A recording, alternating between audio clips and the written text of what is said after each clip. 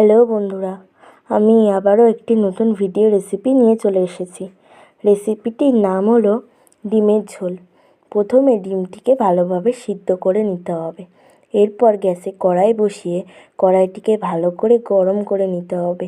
কড়াইটি ভালো করে গরম হয়ে যাওয়ার পরে কড়াইতে কিছুটা পরিমাণে তেল দিয়ে আমরা ডিমগুলিকে হলুদ আর নুন দিয়ে ভালোভাবে ভেজে নেব।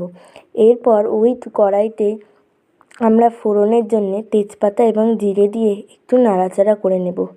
এরপর একে একে আদা বাটা, রসুন বাটা, লঙ্কা বাটা, পেঁয়াজ কুচি দিয়ে ভালোভাবে নাড়াচাড়া করে নেব। পেঁয়াজটি ভালোভাবে ভাজা ভাজা হয়ে আসলে এরপর আমরা ওর মধ্যে সস দিয়ে নেব। সস দিয়ে একটু নাড়াচাড়া করার পর আমরা ওতে জল দিয়ে দেব, পরিমাণ মতন জল দিয়ে দেব।